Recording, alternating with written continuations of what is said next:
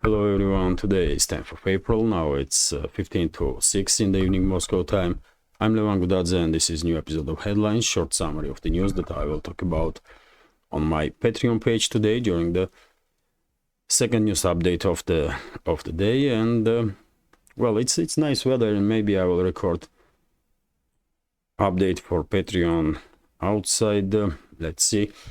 First information from TASS news agency, according to which Russian journalists were injured. Russian journalists from Lugansk People's Republic were injured as a result of Ukrainian strike. Unfortunate development, of course. Also, TASS news agency is reporting that today, once again, air raid alert was declared over the Zaporozhye nuclear power plant and Energodar city, which is located in the same area. RIA Novosti's report that, well, if presidential elections were in Ukraine during the previous months, Zaluzhny, former head of general staff of Ukraine, will beat Zelensky in that elections. Interesting data. RT's report that very same Zelensky pledges another counteroffensive. Ukrainian president says he is determined to recapture territory which is now part of Russia.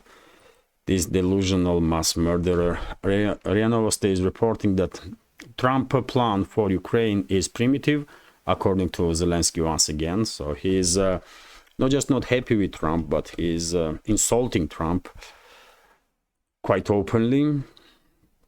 TASS news agencies report that U.S. Embassy in Mexico denies information from Russian Foreign Intelligence Service about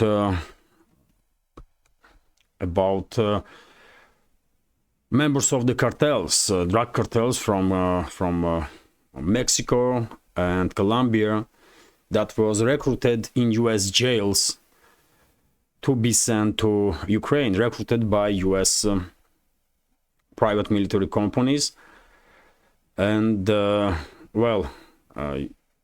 Washington itself did not, State Department in Washington did not make any comments on this topic, on this information of Russian security service, Russian intelligence service, but embassy of U.S. in Mexico made a comment on it and denied this claim of Russian side.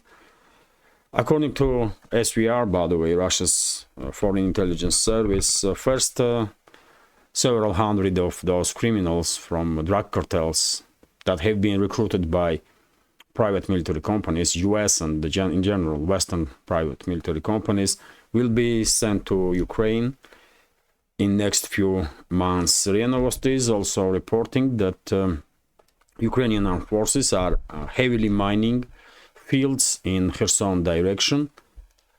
Probably Zelensky and his criminal associates are expecting Russian offensive in Kherson direction also, who knows.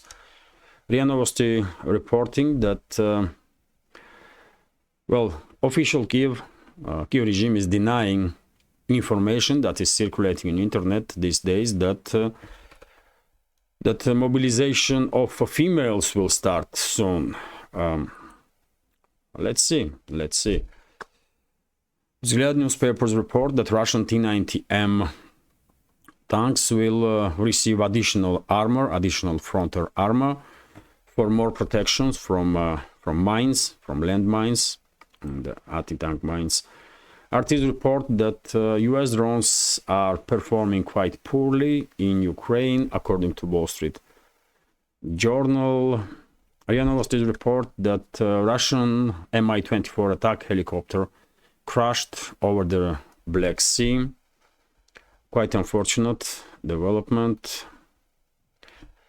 TASS news agencies report that Parliament of Hungary voted for suspension of Hungary's participation in a treaty about conventional armed forces in Europe.